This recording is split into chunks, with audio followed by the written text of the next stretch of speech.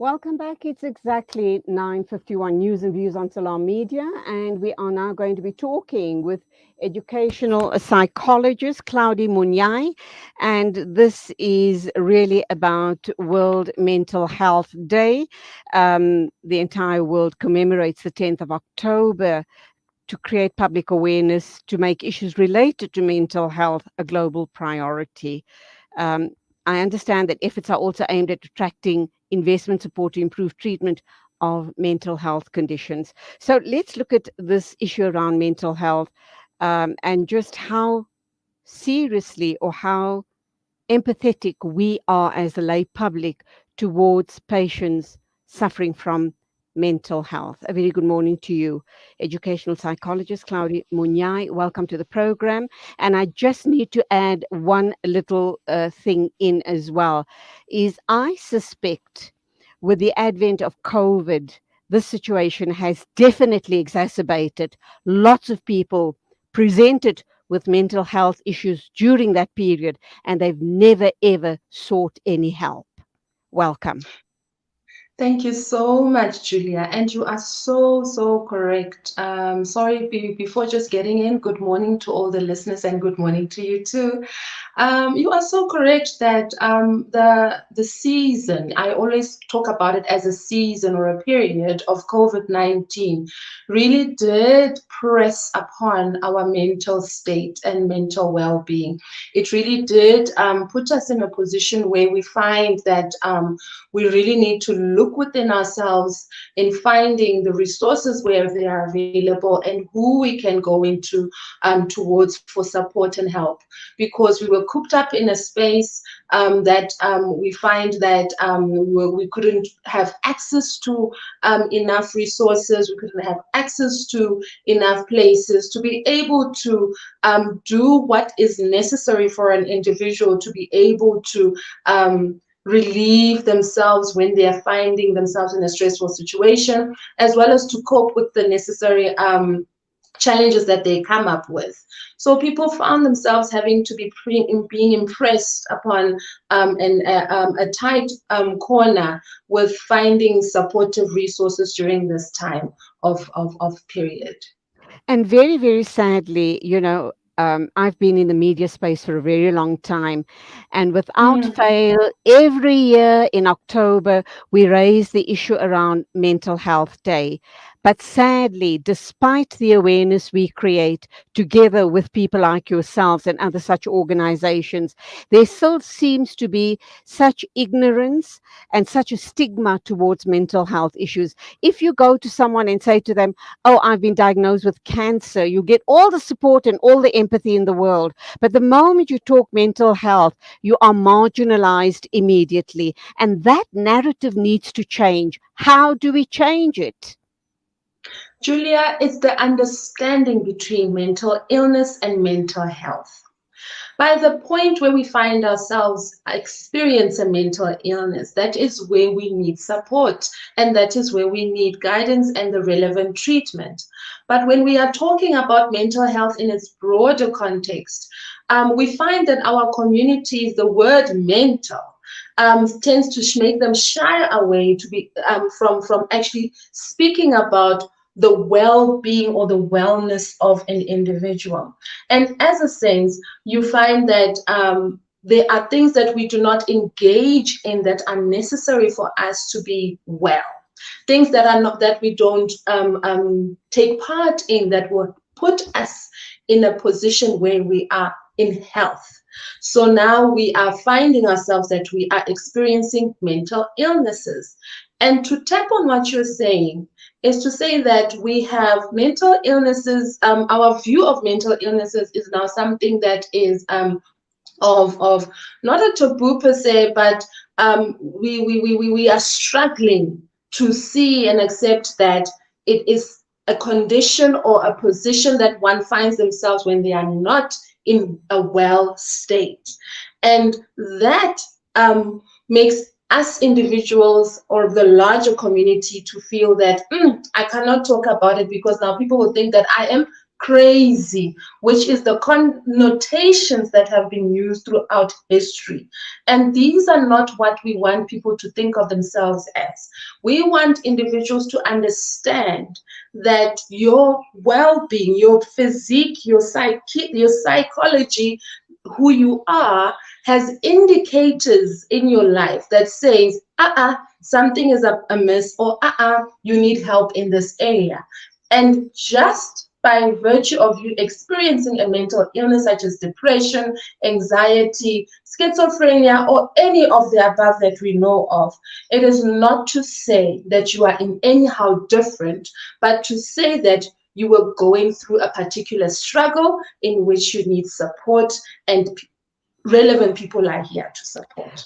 We do know that about half of mental disorders begin round about the age of 14, the beginning of your teenage years. Are there specific signs and symptoms that parents can tap into and, realize something is amiss here?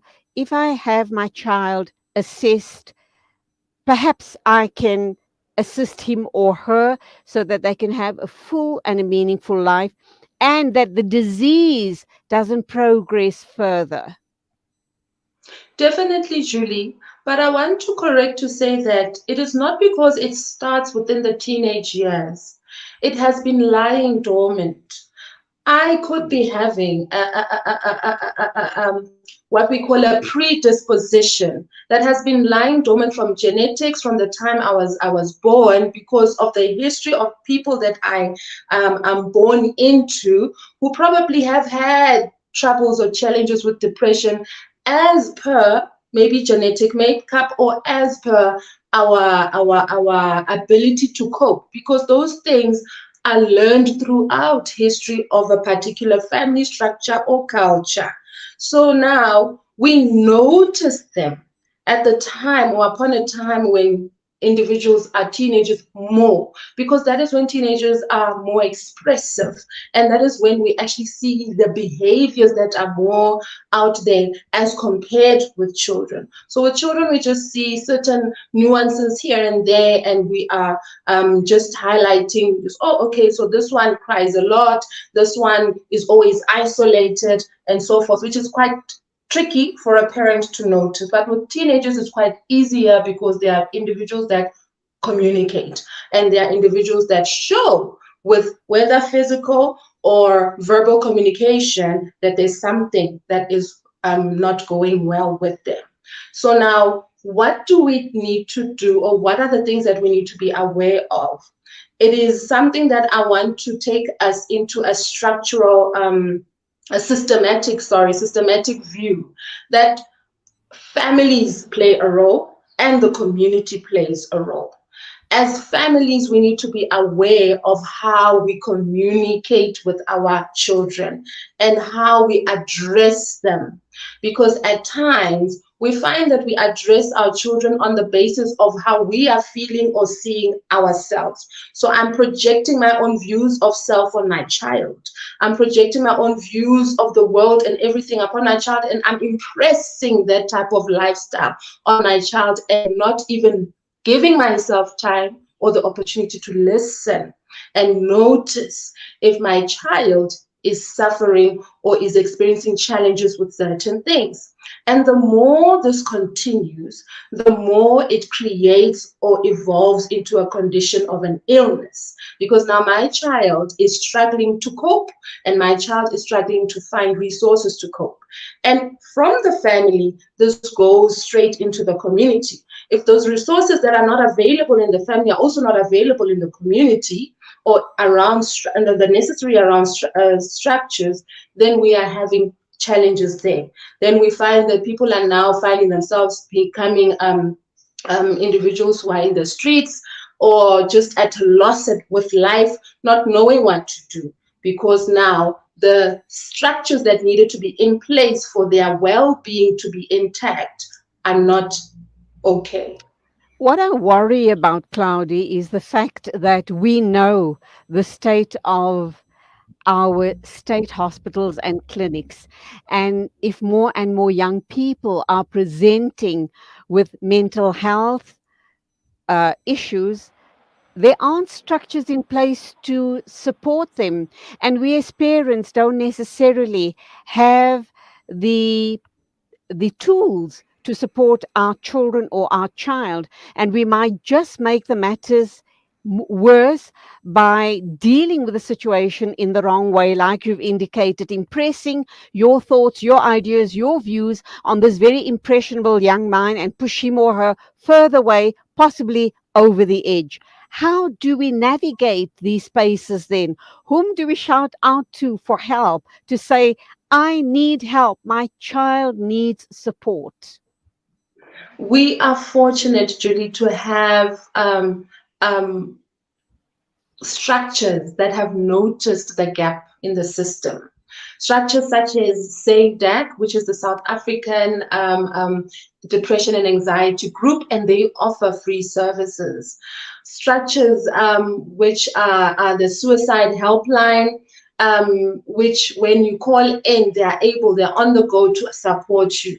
The reason why those structures are there is because sometimes you don't have the time or even the opportunity to get up and go to a particular facility. But having someone available online to speak with you and to help you bring your thoughts together, as well as help you navigate where to go, how to go, and even connect you with the relevant structures for further support, it's very, very useful. It's very sad. Our position and condition in the society in South Africa, it's very alarming. It's so sad. It's not something that we wish for our country to look like when it comes to mental health and well-being. We want that when you step out, you know that there's a community hall that you can go to and find a social worker there, find a psychologist there. But that is all good and beautiful on paper, and it's not as it's supposed to be. And hence we have these non-government organizations that are stepping up to fill in the gaps. And hence I would like to say to individuals who are listening today that find that space that is available in your community. And if it's not available in your community, we do have helplines. We do have institutions that are availing themselves for telehealth supportive counseling and supportive resources. Do get in touch and do connect. Because once we start saying we are at a loss, what can we do? We don't know what to do, and our hands are up in the air. It's not helping us much. Rather connect to the resources that are there, so we do not find ourselves having to put a statistic of another young person or elderly person or a middle-aged person who has now committed suicide or who has now suffered depression to a point of passing on, things that are really happening in our community. We need to just see what are the free resources that are available for us. Okay, I can also just throw it out there that Lifeline is also one of those resources that one can tap into. In closing, then, Claudia, what do you want to leave our viewers and listeners with on a note of hope this morning regarding mental health?